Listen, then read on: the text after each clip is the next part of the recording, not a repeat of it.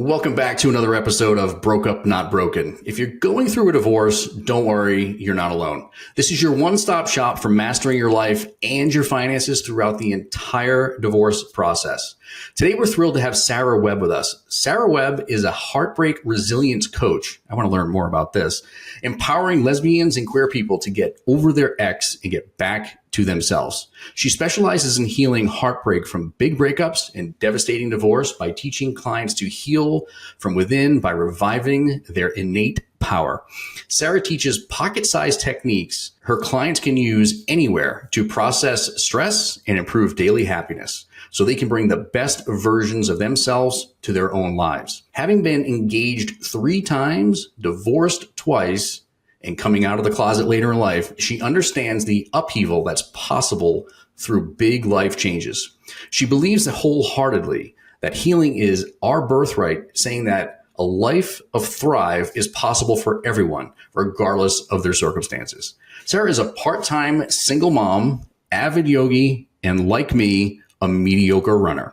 She resides in sunny Florida and travels internationally for workshops and speaking engagements. So listen, if you're feeling overwhelmed by your divorce or your current station in life, please don't be. Sara's here to help us break it down so you can feel confident and prepared by creating a clearer picture of not only your financial situation, but how you can tackle some of the personal challenges that you might be facing. So grab a cup of coffee or your beverage of choice, buckle up, and let's get you once again personally and financially empowered. Sara, thanks so much for joining us today. Thank you so much for having me.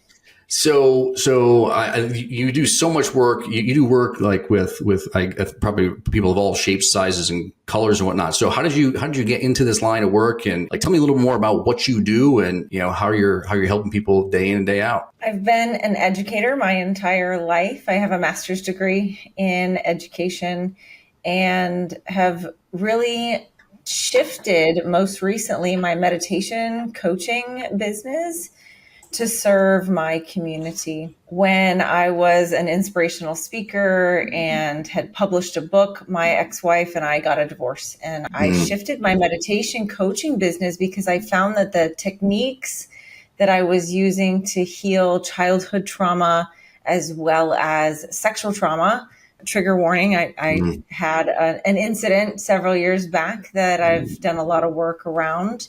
And I was able to use these same techniques when I was heartbroken from my first big breakup after coming out of the closet. Of course, my company works with any human who is heartbroken because heartbreak is a trauma. It's a grief. Yeah. The rub is that it's not the first one. We typically have traumas that occur early on in life and that we can heal by using the current trauma that's in front of us and by recognizing the patterns. Because oftentimes when we're growing up, we might see our parents handle their finances in a certain way. And then we end up repeating that with our partner or partners later on in life, whether that's a boyfriend, girlfriend, a spouse. We typically repeat these same things that have been programmed into our subconscious that we saw when growing up when it comes to finances, relationships, you name it. How do you break those habits? I mean, like, because we see this all the time, from a financial planning perspective in my own wealth management practice, I see people that come in with, their relationship with money is not the greatest. And it takes a long time sometimes to break old habits. And then especially when we help people that are navigating the financial nuances of divorce and then have to figure out when the divorce is over with and that dust is settled, their life is going to be completely different than it was just, a few weeks prior. And a lot of them still carrying some of these bad habits. So how do you break that? How do you break those habits from in those repetitive things that just, you keep getting yourself into keep digging yourself into the same hole? Like what are some of the tips and tricks? Money is energy, right? And we bring our preconceived notions of what energy means into every aspect of our lives, including our romantic relationships. And depending on what we saw growing up, and then also what our individual idiosyncratic personality needs are, that's going to determine how we handle our money and what we think the role of each partner should be in relation to money. In fact, finances, as I'm sure you know well, are the number one reason why people end up splitting up. And for some people, money can mean security. And for other people, it can mean freedom. Some people might have an unhealthy relationship with money because of a parent figure who abused them. And so they have a guilt associated with money somehow. And so we carry all this, let's use a strong word. This is baggage. It's emotional baggage associated with our finances that we carry into relationship. Now, when it comes to queer women, lesbians in particular, we women are more prone to nesting, or I should just say humans who have more estrogen are more prone to nesting. Humans who have more testosterone are more prone to spreading their seed. And so when you get two women together, this is why lesbian bars across the country close down. Gay men's bars stay open, right? Okay. You get two women together who are prone to nesting and who then activate oxytocin and lots of dopamine, serotonin that gets activated in the beginning of any relationship. And then when you have two of them together, we're just more prone to what lesbians call bringing the U-Haul. We say that on the second date, lesbians bring a U-Haul and move in.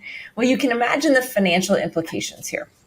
Yeah. Initially, this could be a big boon for the couple, for the relationship, because they have two incomes. They become dinks, perhaps, if they don't have children. And then they're splitting the rent. And perhaps one woman has gotten rid of most of her furniture. Then if they rushed into the relationship, a U-Haul kind of situation, this leaves both women at risk for financial instability. First of all, women make less on the dollar than men across the board almost.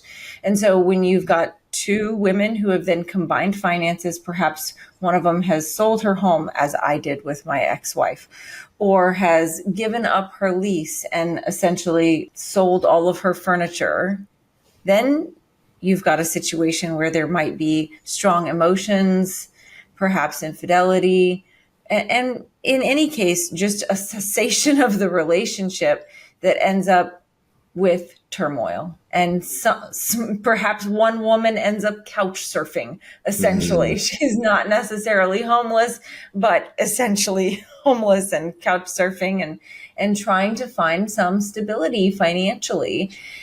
And so it's really important for women to make sure that they've got their ducks in a row, and that if it's a marriage situation, that they're able to find the resources so that they can make sure that everything is fair and equitable, especially when emotions are high, as they are during breakups.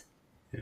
That was going to be my next question, right? So you deal with all these emotions, and as you're walking me through the answer to this question, I could actually feel myself getting a little bit tense, and because I'm thinking like, if that was me, what would I be feeling? And, the couch surfing situation, and like, luckily that didn't happen to my divorce, and but I'm sure it happens to a lot of people. I have clients that I'm working with right now. I have one client right now who's living in a shelter, and so how do you manage the stress that comes along with that? I know that you do a lot of meditation, and you have, I do practice meditation. I'm not very good at it. It is definitely a practice, but tell me more about ways that we can handle those stresses that come along, because what I find is that the more stress and the more emotions that are involved, the worse financial decisions you're making in the long run. So tell me more about what we can do there. Yes, absolutely. You hit the nail on the head.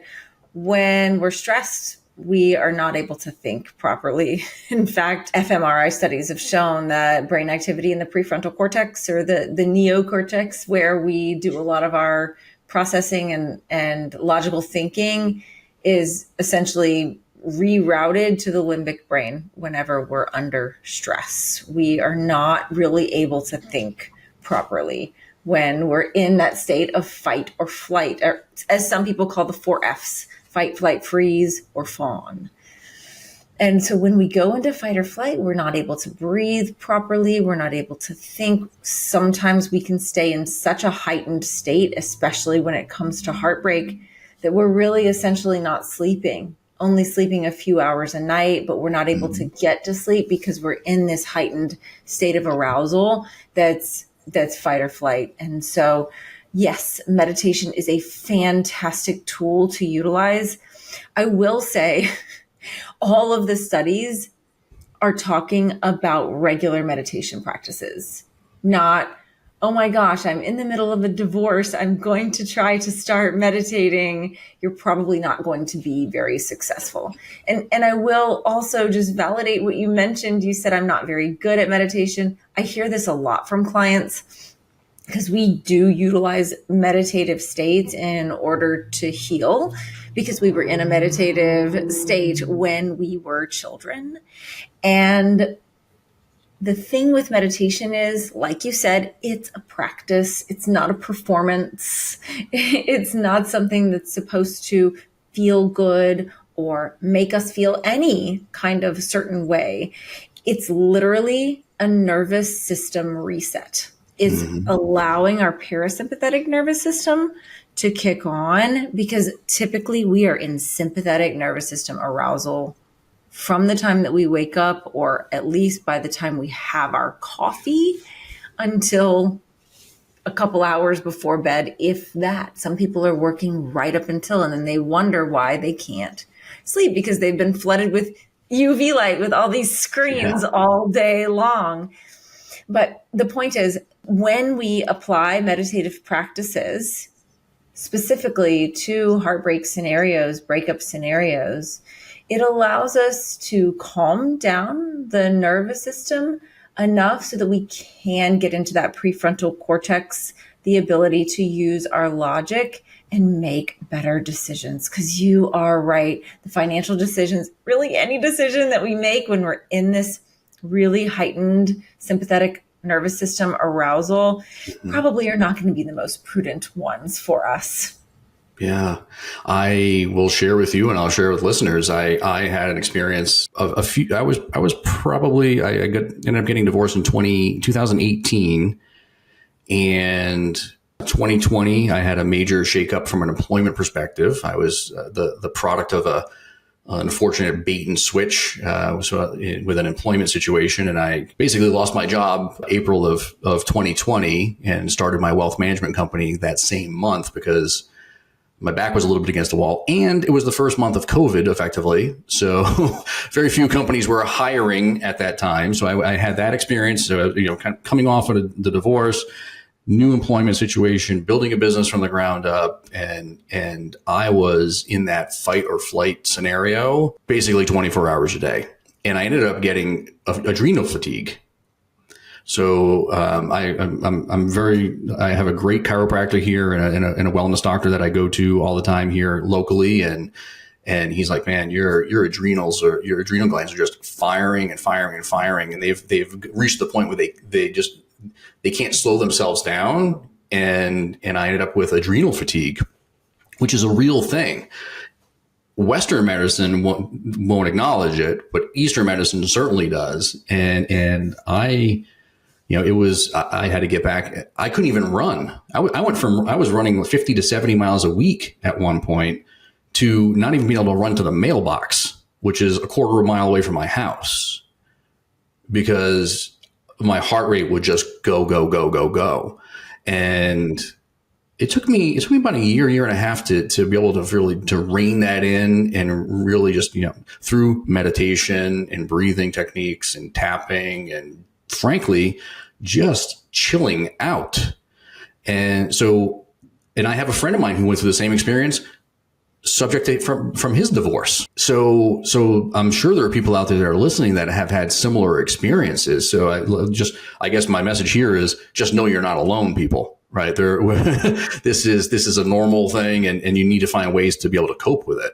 I feel like we should talk about these 3 levels of resilience, because what you've described is textbook as far as like these 3 levels being turned on their head.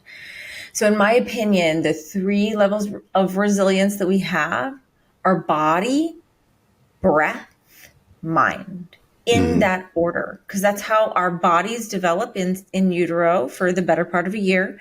We learn how to breathe over like the better part of a month. We take our first breath, and then we learn how to breathe from our primary caregivers. And then our mind takes almost a decade to develop. Our subconscious develops from 0 to 7 or 8 years old until our prefrontal cortex starts to develop. And what happens with stress is our mind, which is developed last, ends up controlling our body and our breath. So that email comes across, we have that disagreement with our coworker, we are sitting in traffic. These things are not actually life-threatening, but they feel that way. And our mind is controlling the way that we breathe, the way that we sleep. Basically our adrenals are completely exhausted because of what's going on in here, because of what's going on inside of our minds. So we learn to take back control by developing somatic awareness, which of course meditation helps with, and by developing breath awareness, which of course breath work or a lot of these meditative techniques will promote that as well. But really being aware of it in our daily life so that then we can watch the mind and pay attention to the mostly subconscious thoughts that are likely disempowering, that are leading us into this situation with the divorce or with our financial difficulties. Because when we can pay attention to the patterns, the habits, a lot of the thoughts that we have, most of them, 95% of them, are the same as the day before, but they can change slowly over time. And our thoughts are just trying to keep us safe. So we can learn how to heal adrenal fatigue and heal stress by utilizing those 3 levels of resilience in that order: body, breath, and then mind. Because really, where is the mind? The mind is like the brain as well as our perception. So it's the chemical reactions as well as just our perception of what's going on. Like, is the mind really here? Like when we talk about me, we point here at our heart. We don't point at our head or even our belly. Like you would think you would just bend the elbow, press your hand toward the belly button. That would be me. But we talk about me right here in our heart space. Yeah. So it's about that somatic awareness so that we can really figure out how we want to think, how we want to experience life, so that we don't end up in another U-Haul situation, don't end up in another divorce situation needing your services or mine. This is about healing generational trauma so that it doesn't happen anymore, so that we don't end up marrying the same person in a different meat suit. I always say I married my dad twice. And well, you might hear that from your I can see that. Luckily, I lucked out. I did not. I've since remarried and married a complete opposite person. So that a complete opposite meat suit, so to speak. I just can't stop thinking about the experience that I had, and even the experience that my friend had that was going through this. And I felt like I was. How do I describe this? Like you were like always on that verge of that panic attack. Right, like because you're just like you're vibrating so high, and there's so much stuff coming at you. So I had the employment situation. I was still dealing with the fallout of the divorce because unfortunately that situation never went away. There was there was an issue with the IRS because they weren't letting me deduct my alimony, which was totally legit. And there was a whole bunch of spinning plates and stuff going on. And I always felt like for that, probably about a good year and a half, like I was always like on that. I never did have a panic attack. I was able to bring myself back into the present moment and just, get my breath under control and just reset myself. But like I could feel myself getting there all the time. And I'm sure there are people, and it's people that are listening, they're dealing with the stress of the divorce and then trying to figure out like, how do I make it right? Like my life is going to be so different. And I think to your point, it's the fear of the unknown and your mind's going someplace where it doesn't necessarily need to be, right? It needs to be here in the present, in the now. And am I right? The mind as well as the breath. So let me just clarify, Jamie. I heard you say that you did not have a panic attack, but have you had one in your lifetime? Do you know what that feels like? I had one. I've probably had two in my lifetime. Yes.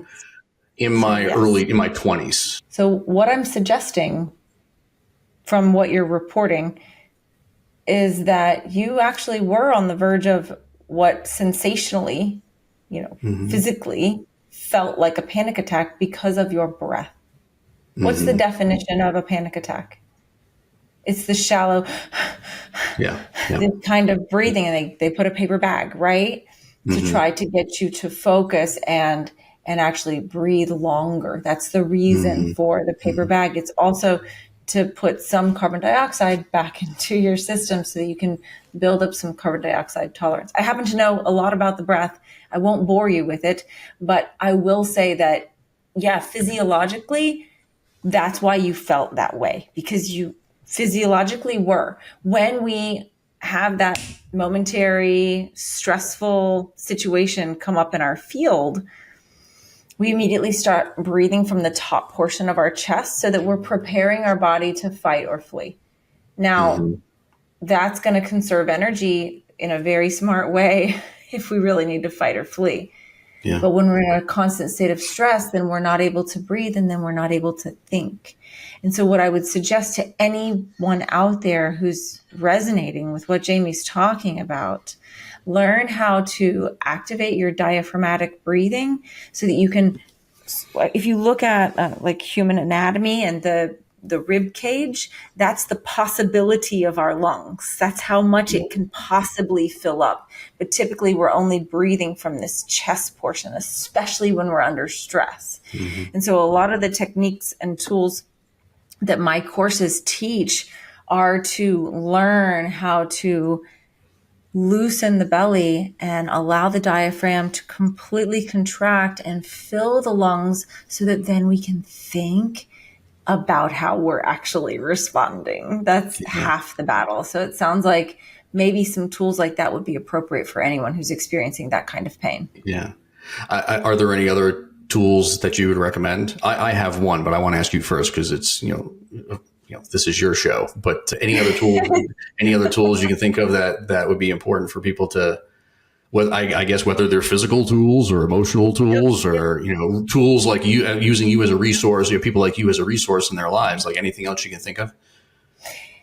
One of my biggest secrets to grab your meditative time is to use the car when you're not driving it, but to use the car like before you leave work. Like, hey, I'm on my way home. You have a few minutes just to like close your eyes. You can, for example, I'm going to go get some groceries. You can go pull a few blocks away, take 5 minutes to yourself, then go get the groceries, then come back, steal away these little moments where you can close your eyes, let the nervous system calm down, say some positive things to yourself, and then move on so that you're honoring yourself. When we take these little moments for ourselves, it's a signal to our little baby, our little kid within that we're important, especially as people pleasers. A lot of women that I work with are people pleasers. We are taught by society, intrinsically, extrinsically, especially for somebody like me who's from the Bible Belt, who's from the South, we're taught to people please. And so when we start honoring ourselves and giving those little moments to ourselves, that really builds a lot of self-trust. And this is the beginning of self-compassion. When we can trust ourselves, then we can actually be compassionate with ourselves. When we can be compassionate with ourselves, then we can love ourselves. When we can love ourselves, we can love other people. So it all starts with the way that we're treating ourselves. Yeah, that's the biggest thing, right? You have to have some grace. for yourself. I tell people all the time, and Absolutely. we meet with a lot of folks every week that are exploring their options and meeting with us to decide if they want to work with us or not. And many of them are just beating themselves up for the situation they're in, their financial dire straits or whatever it is. And I have to just keep reminding them, first off, you have to give yourself some grace and recognize that, you went into this with the information that you had at that point and the facts that were available, and you made a decision, right. and you can't really beat yourself up over that, even though that's something I do myself. So I have to continue to remind myself about it. And my wife does a pretty good job of reminding me of it as well, that I have to give myself some grace, but it's important. It is absolutely crucial. I so agree. My tool is this watch. I don't know if most of these people are going to be listening to this. They're not going to see the video, but mine is, I bought myself a Garmin, for not only to help me obviously with running, but, just to monitor my heart rate throughout the course of the day. If I felt that I was, my heart rate was going and I was starting to get a little bit anxious or whatever, I was like, all right, hey, I need a 5-minute break.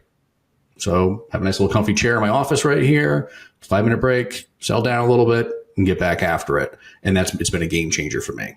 But and you don't always have to go out and spend $200 on a tool like that to be able to get through this either.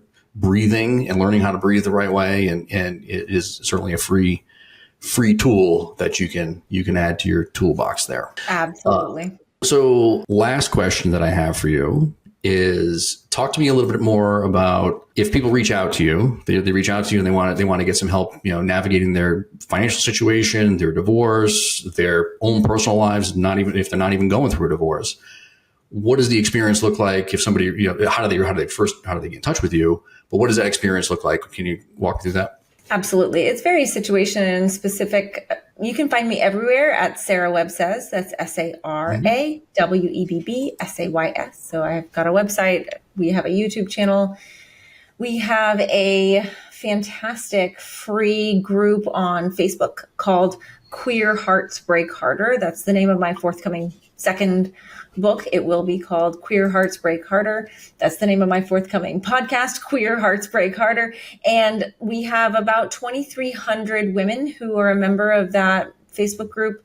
And, they're in the throes of heartbreak, and it's a space to share and grow. We have live free events on Friday nights, because Friday nights are tough when you're going through heartbreak. And I have a webinar that people can access. You can put it in the show notes. They can also just go to my website, sarawebsays.com, and watch a free 15-minute webinar that gives a little bit of information about me and my story. And at the end of that webinar, they can book a consultation with me, and I can direct them to one of our many programs. We run group programs of many different kinds, focused toward attachment, focused toward healing, focused toward meditation. I also do work one-on-one with a select few clients. So lots of opportunity to interact. I do custom meditations, and like I said, hold group meditations as well. So Love it. Thank you so much for gleaning all of your insights. And I took so much information from you, and I'm sure our listeners did as well. So thank you so much for joining us today. Thank you for the important work you're doing.